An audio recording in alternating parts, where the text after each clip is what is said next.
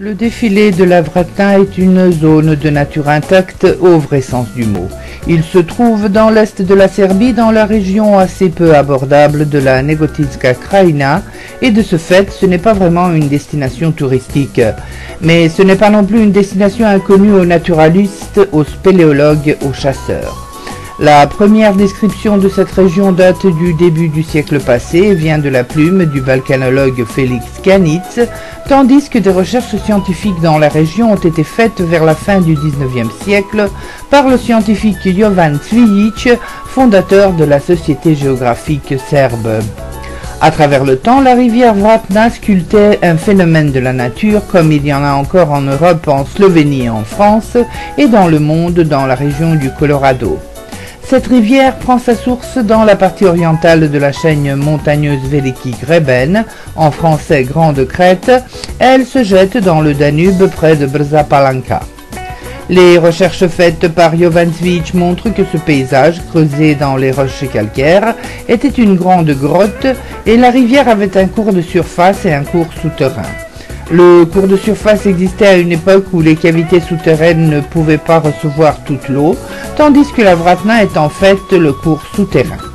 Le scientifique serbe a noté qu'en conséquence de la baisse du terrain et de l'élargissement du canal, le plafond de la grotte s'est écroulé sur une longueur de 100 mètres et ses restes sont 3 portails en forme d'arc, appelés le petit, le grand et le sec.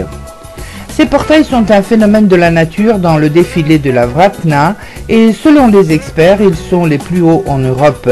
La longueur du petit portail est de 15 mètres, sa largeur est double et la hauteur de l'orifice est de 34 mètres. À proximité se trouve le grand portail de 45 mètres d'une hauteur de 26 mètres, tandis que le portail sec se trouve un peu plus loin dans une partie du défilé difficilement abordable. Ici se trouvent aussi 3 grottes non explorées qui pourraient, selon les spéléologues, se révéler être une véritable attraction. Le défilé de la Vratna est peuplé d'espèces végétales et animales intéressantes. C'est avant tout une flore composée de buissons qui s'est installée ici encore dans la période de glaciation. Sur 26 km de rive poussent 24 espèces d'arbres et environ 150 espèces d'herbes.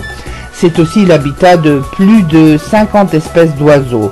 Les chasseurs, quant à eux, viennent ici le plus souvent chasser le mouflon et le daim.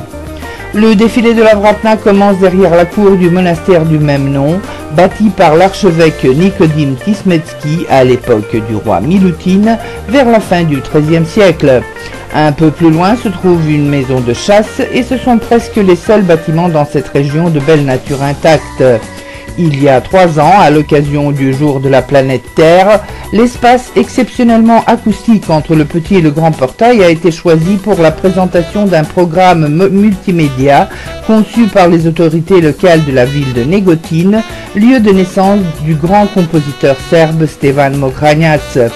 Les autorités locales croient que les manifestations futures de ce type seront plus visitées et qu'elles assureront à la Serbie une place sur la map des destinations touristiques attrayantes.